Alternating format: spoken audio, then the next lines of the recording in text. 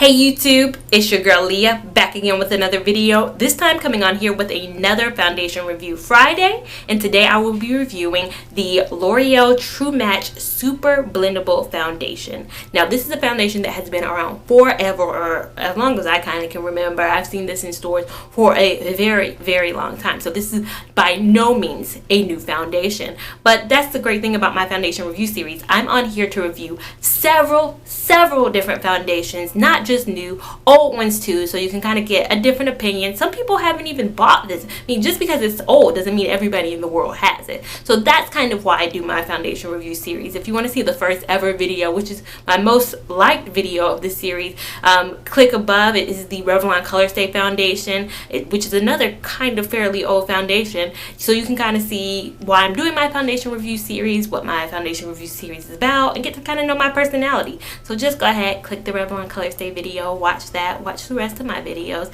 and like and comment and subscribe. And let's get into my review of the L'Oreal True Match Super Blendable Foundation. Now, if you're familiar with my series, you know I buy a foundation. I test it out for a week, Monday through Friday. Every day before I get ready for work, I try out the foundation with a different primer, with a different applicator, all that, so I can make sure that I make an informed decision. I come on here, I take my notes. If you guys want to see my notes, it does start off with L'Oreal True Match.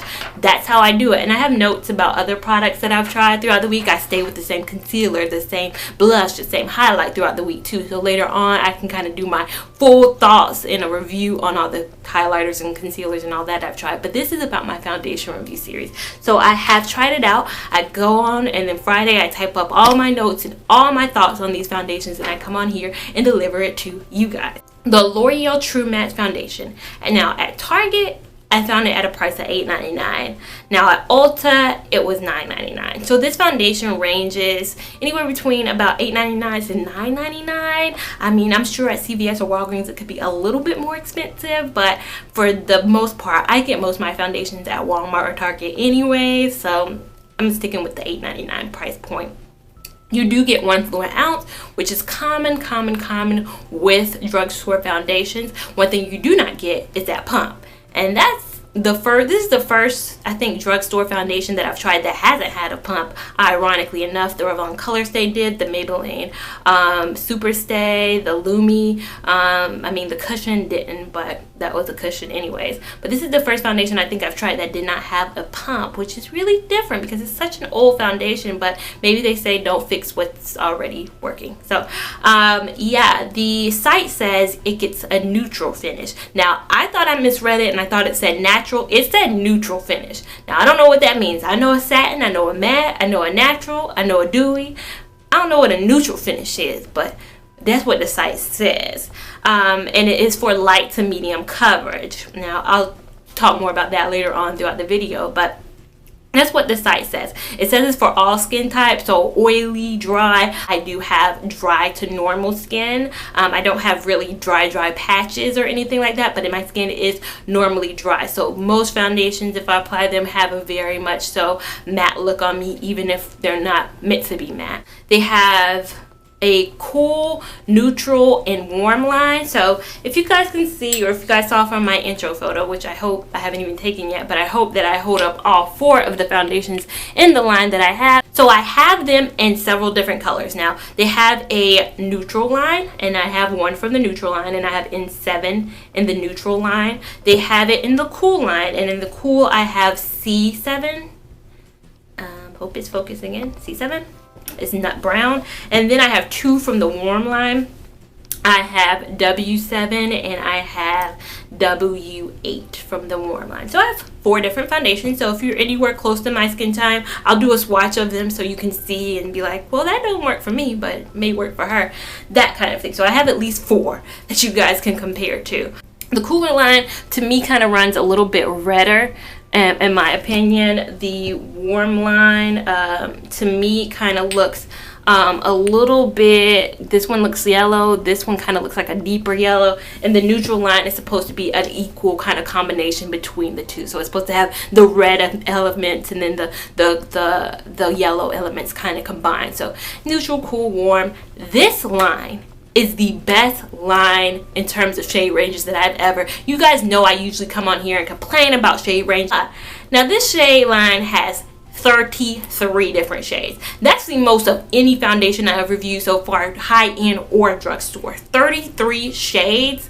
They're really trying to be a true match. This, I think, is L'Oreal's ride or die, tried or true, stand behind product, because they put their money into this. I think the True Match Lumi only has 12 shades, and you guys saw my review on that video.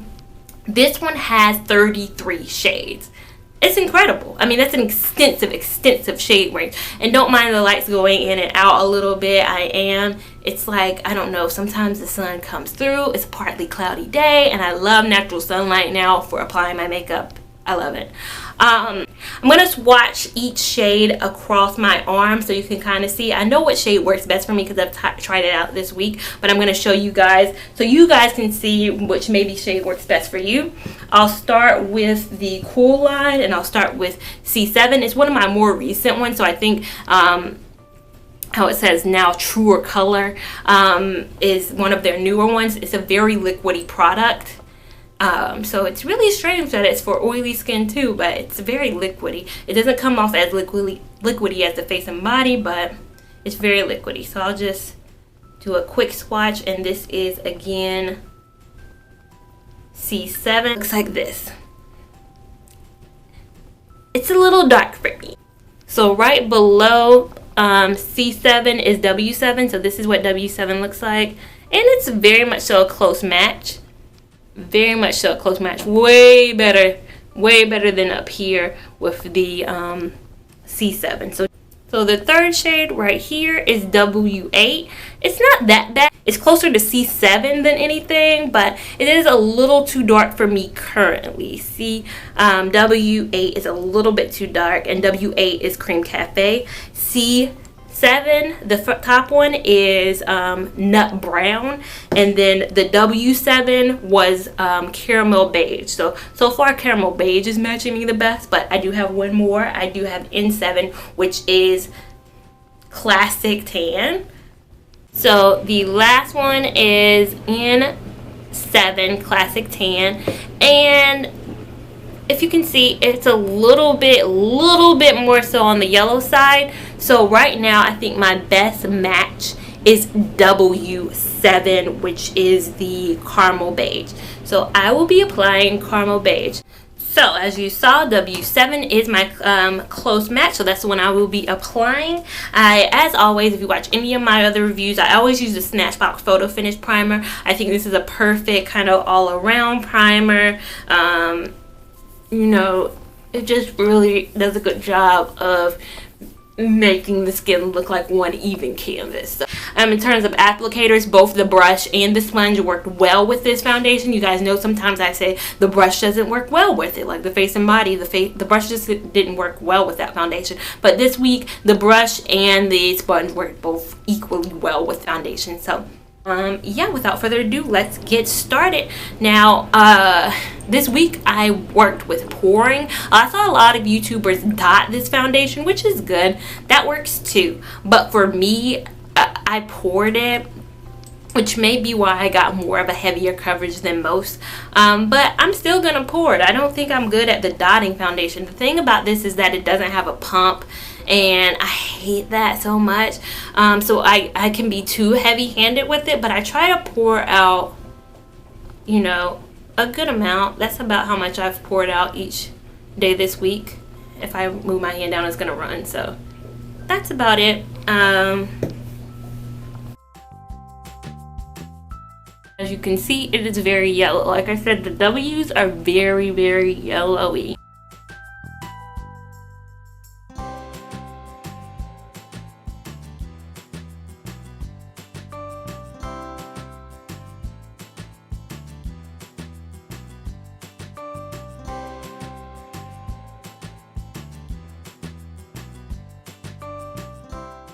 So as you can see, it looks very yellowy on camera, but it does kind of subside once I apply the rest of my face, which I'm about to do now. So I'm gonna go apply the rest of my face and come back with more thoughts on this foundation. Now, as you can kind of see, I hope it's picking up on camera. I look so yellow on camera. I swear to you guys, it's not that bad. It's not that bad. I look so, yeah, like, who is this complexion? Like, this is looking so, every time I apply my foundation on these foundation review series, when I see myself on camera, I'm like, is that what I look like in real life? But yeah, I'm gonna apply the rest of my face, come back, go out in natural sunlight, and see what the heck is going on right now. I look so yellow. This is so weird. I'll be right back. Now here I am in natural sunlight, and as you can see, it's not that bad of a match.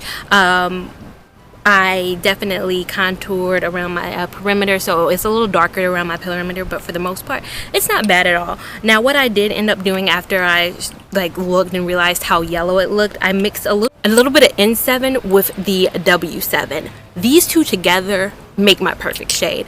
W7, N7 match me well. W7 came off real yellow, as you could see. N7 is very much so neutral, and it really neutralized the yellowness of it. So I think if you're my skin tone, either going with W7 if you really, really err on the side of yellow, or N7 if you're kind of more so neutral, would work absolutely perfect for you. Now I'm gonna wear this foundation out for the rest of the day, and then come on here at the end of the day with my pros, cons, loves, likes, disappointments with it. Right off the bat, I don't see anything really wrong with it, and that's how it was throughout this week. I didn't really experience anything wrong with it until kind of the end of the day, which you'll see kind of next. So now it's kind of the end of my day, of filming day. I like to have as much natural sunlight as I can have, and the sun is gonna go down pretty soon, but I've had this foundation on and it's going in and out. I've had this foundation on for about 5 hours now, and my face has held up so well. My highlight has held up well, my blush has held up well, and my contour has held up well, just because this foundation is extremely matte on my skin. I know online it says it's supposed to be a neutral finish, whatever that means. I think they mean natural, but for me it gave me a very matte finish, and I don't know if that's because I have very dry skin. It could be because I have very dry skin, but yeah, for me, very much so a matte finish, which sometimes I like a matte finish because it helps all my other products last longer. It helps my highlight. Maybe it's not to the intensity it was a while ago, but it's still there. My contour is still there, all that. And I love that canvas. I love a matte kind of one-tone canvas. Sometimes when you have a dewier foundation, stuff starts sliding, slipping, your face can look so different at the end of the day. But this foundation has given me a matte finish. Now, something I've hated about this foundation is the fact that it settles into my smile lines every single freaking day. There has not been a day where it has not settled into my smile lines at all. Every day. And I spend so much time, and I hope it's picking up on camera, right here and right here. And this is after me several times throughout the day wiping it away. Like, as soon as it happens, I'm always like at my desk, I have a mirror there, and I'm like, oh my gosh. So I go like this to kind of buffer it out, and then at the end of the day, or like 20 minutes later, it returns. So much so to the fact that at the end of the day, I've wiped all the makeup away from there, so it's no more settling into my fine lines because there's no makeup to settle, because I've wiped it.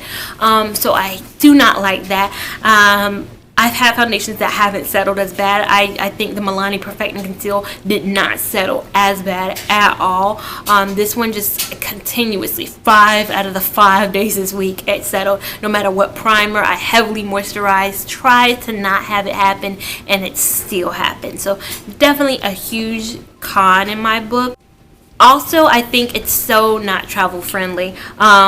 Now, size-wise, very travel-friendly. Like, who doesn't want a little small, compact to kind of travel with? Something that, you know, it fits in my hand so perfectly. It's so, like, small and compact and little. But for me, the pouring Hate that pouring. Wish it had a pump. With me traveling, if I'm at a friend's house, if I'm at a hotel, I don't want to pour, then, you know, do this, then say, where's my baby wipe? I got to get a baby wipe, remove this. So I just want a pump for convenience, you know, pump it directly on my face to save some time, and then do, so I don't have to worry about product here, product there, and all that. It's gloppy. It's kind of gloopy whenever you have this on your hand and it runs off your hand, especially how liquidy it is. So yeah, for me, it's a product that I will probably never travel with, even though it's so the perfect size for traveling. For me, I just don't want to have hassles with traveling. I'd say I cannot get a light coverage out of this foundation to save my life, and it may be having to do something with the pouring of it. For me, it says light to medium coverage. Have not experienced a light day so far. It's either been medium to buildable with me with this foundation, and like I said, it may be having to do with me having to pour it. Maybe if I dot it, I've seen a lot of YouTubers like stick their fingers in it and dot it. For me, I just don't want to do that, especially if I have my nails done. I don't want to dip my finger in it and then do. I want to just kind of apply it straight on. So now the big question is, will I repurchase? Now I'm 50-50 on whether I would repurchase it, and I simply say that because, like I said, I would have to buy these two, but I love the L'Oreal True Match Lumi. Now the L'Oreal True Match Lumi doesn't give me as a full coverage as this one does, but I like it for every day, and that's what I do. I only kind of do this for like going out times, and I have a foundation that can give me this going out times look that I love more than this, like the Revlon Colorstay. Such a good full beat face going out coverage. The Milani Perfect and Conceal, such a medium to full coverage to buildable coverage that I so much very love. Now this one, I don't know so much. Like I love those two over that foundation. This foundation does have good longevity. If you can see, this is me after 5 hours. 5 hours of, I don't set my foundation with powders. You guys know that about me. I have dry skin, do not powder at all. This is how the foundation looks after 5 hours of me doing nothing. Beautiful. And I think this foundation does last all day, even though it does not claim to be an all-day foundation. It does for me have an all-day component to it, which I absolutely adore. So it definitely gives me all day. There's pros and cons to it. At cons, settles into fine lines. I need a couple of shades to find my true match. I don't have a very, you know, and that's how it is with some foundations. You don't have a specific color that works specifically well for you. I have to mix two with it. It's very much so a matte coverage, which will be amazing for photography, for pictures, for videos. It wouldn't be amazing for flash photography because, like, if I did not mention, it does have the SPF of 17 in it, which is good for sun protection, but not good for flash photography. But it is good for photography, like with this natural sunlight kind of photography. So it definitely has its pros. Cons, but the pros, you know, the price point of it, shade selections. Not all brands have that kind of color shade selection, so definitely has some pros. I personally will not repurchase it just because I have pro foundations that I love more than that, and I'm trying to be conservative, not buy foundations that I don't really need. So I'll probably be done with L'Oreal a True Match foundation. However, I definitely would recommend it to you guys if you guys are beginners, if you guys starting out, if you're looking for something medium to full coverage, if you're looking for something that'll show up amazingly well in photos, if you're looking for something compact. Definitely can get no wrong with this foundation. It's so small, so compact. You get 1 fluid ounce and all that. So yeah, I hope you guys enjoyed. Make sure you leave any comments, questions, concerns down below. Make sure you give this video a big thumbs up, and I will see you in my next video. So if you want to see any of the other foundation review series videos, just click the playlist over to your side, and then if you want to subscribe, make sure you click my little face also to the side. Thank you so much for watching. Bye.